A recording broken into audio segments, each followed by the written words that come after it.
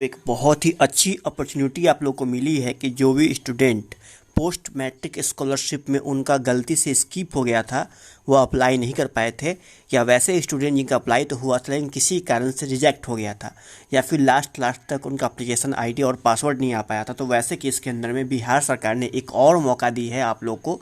बहुत ही बड़ी अपॉर्चुनिटी है कि जिनका जो है किसी वजह से कैंसिल हो जाने की वजह से उनका अप्लाई नहीं हो पाया था 2023 से 24 सेशन के अंदर में, तो वो लोग फिर से यहाँ पर अप्लाई कर सकते हैं पोस्ट मैट्रिक स्कॉलरशिप के लिए, जिसके लिए यहाँ पर डेट की बातें की गई है, जो कि डेट आप यहाँ पर देख सकते हो कि यहाँ पर कहा गया है कि फाइनली अप्लाई किया जाएगा। और अप्लाई करने के लिए जो 15/11/2023 से स्टार्ट है वो 30/12/2023 अप्लाई कर सकते हो। तो यहाँ पर आवेदन की जो प्रक्रिया है वो बढ़ा दी गई है और न्यू स्टूडेंट वाले भी अप्लाई कर सकते हैं। आपको एक शॉर्ट व्यू में बताऊं कि किस किस को ये पैसा मिलता है। होता क्या है कि अगर आप SC ST हो, अगर आप पिछड़ा वर्ग हो, OBC में कोई भी कास्ट हो और अति पिछड़ा वर्ग हो, SC ST हो, तो उस केस के अंदर में आपको सरकार छात्रवृत्ति देती है आगे पढ़ाई करने की। जैसे कहने का अर्थ है कि अगर आप 10th पास हो तो 12th के लिए 11-12th के लिए पेमेंट आपको मिल जाएगा दोनों साल के लिए।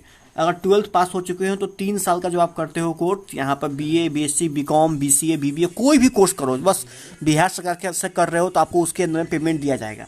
और किसी अगर आप PG करते हो उसके लिए भी आपको पेमेंट मिलेगा, हर साल मिलती है। तो जो बच्चे यहाँ पर देखो कितना कितना पैसा दी जाती है कि अगर आप यहाँ पर इंटर के लिए 2000 रुपया सभी को, उसका BA स्नातक में कोई भी कोर्स करो, अगर रेगुलर कोर्स है तो 5000 रुपया दिया जाएगा और PG के लिए 5000 रुपया दिया जाएगा। और उसके साथ ही साथ फ्रेंड्स, अगर आपका रेगुलर कोर्स नहीं है, व्यावसायिक वोकेशनल कोर्स है, तो 15000 रुपया आपको दिया जाएगा।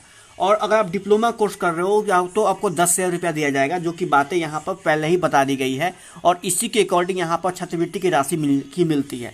अब फ्रेंड्स, आप बात आते हैं कि अप्लाई कैसे कर सकते हो। वैसे तो मैं आपको बता चुका हूँ ऑलरेडी, लेकिन आप देखो इसका एक बायोडाटा है कि आप बिहार राज्य के अस्थायी निवासी होना चाहिए। ठीक है, मतलब कहने का अर्थ है कि आपके पास रेसिडेंशियल सर्टिफिकेट होना चाहिए, बिहार का आवास प्रमाण पत्र।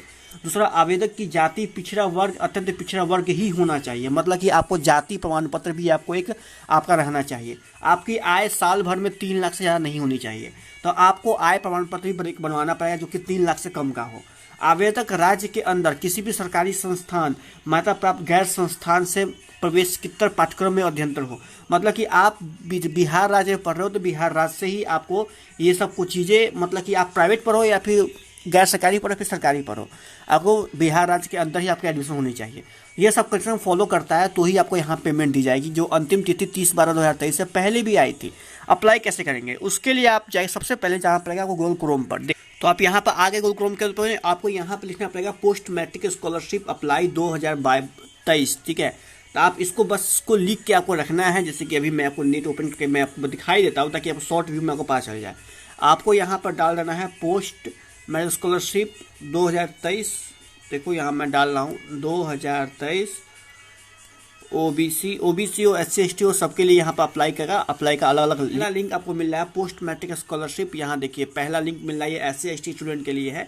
उसके बाद में एक और नीचे आओगे तो यहाँ देखो आपको एक मिल जाएगा, यहाँ पर एकेडमिक ईयर, ये वाला जो लिंक है वो आपका यहाँ पर OBC SC के लिए है।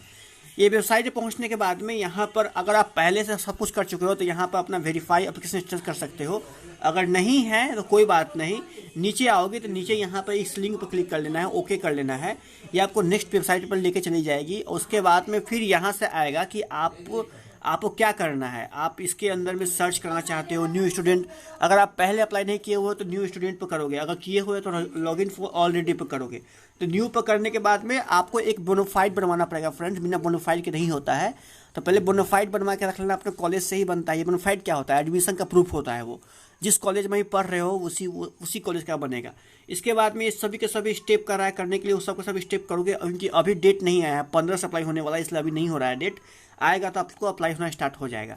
तो आप लोग को एक अच्छी मौका दी गई, इस अपॉर्चुनिटी का फ़ायदा उठाइए और फिर से दीजिए, पेमेंट लीजिए।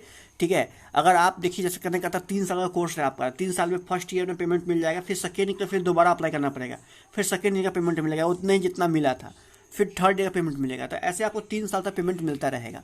अगर वोकेशनल कोर्स कर रहे हो तो जैसे कि आप कर रहे हो BCA कर रहे हो BBA कर रहे हो, उसके से 15-15 हज़ार रुपये हर साल आपको दी जाएगी 3 बार करके। ठीक है। इसके अंदर में कोई ऐसा नहीं, बस आपको फेल नहीं होनी चाहिए, आपका कितना परसेंट बन रहा है इससे कोई मतलब इनको नहीं है। बस ओबीसी SC ST होनी चाहिए, और आप जो भी चीज़ आय कर रहे हो उसके पिछले वाले में आप पास होना चाहिए। फेल स्टूडेंट को यह नहीं मिलता है, या कंपार्टमेंट आपका लगा हुआ है तो कंपार्टमेंट में भी मिल जाएगा, सब में मिल जाएगा, लेकिन केवल फेल को नहीं मिलेगा, ठीक है।